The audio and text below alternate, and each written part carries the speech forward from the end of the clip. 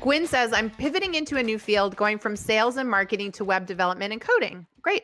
I have years of experience, but not in my new industry. How do I reconstruct my resume so that I can best position myself to get a job in my chosen field? So there's not a lot you can do to reconstruct your resume. And this is a big misnomer. And let me tell you, if there's any resume writer out there that's telling you, give me $1,000 and I'll make you look great, that's a scam. And I'm really adamant about that because there's a lot of that going on right now and it frustrates me to no end. There is only so much you can do to a resume. A resume is fact-based. We can't make facts up and we can't hide facts.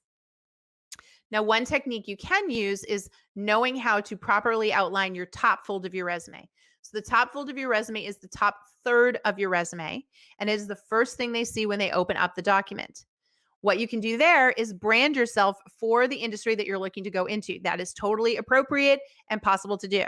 And so you're going to put in things like a headline, key skill sets, education, certifications, things that are relevant to where you're headed. After that, your work history and the rest of it stays exactly the same. It is what it is. It's fact-based.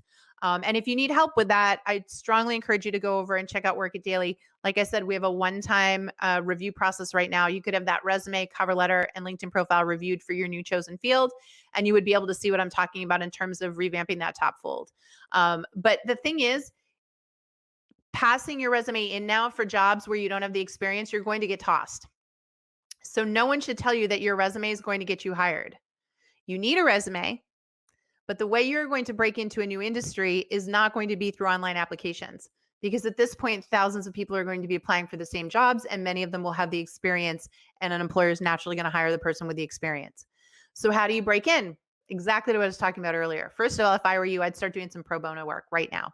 I would absolutely go find 5 companies you adore, maybe local businesses, and say, I will do an assignment for you for free in exchange for a reference. So let's get some experience on that resume that you can legitimately add. Absolutely great way to do it.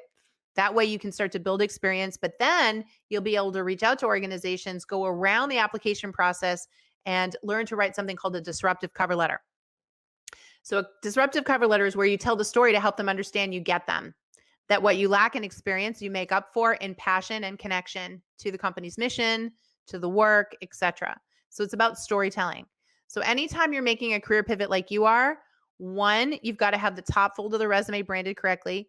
2, you've got to think about pro bono opportunities as a way to get references and earn credibility. And 3, you have got to build a disruptive cover letter and go around the online hiring process because applying online is not going to get you anywhere, especially post COVID-19. Okay? And if you need tips on that, you know where to find us.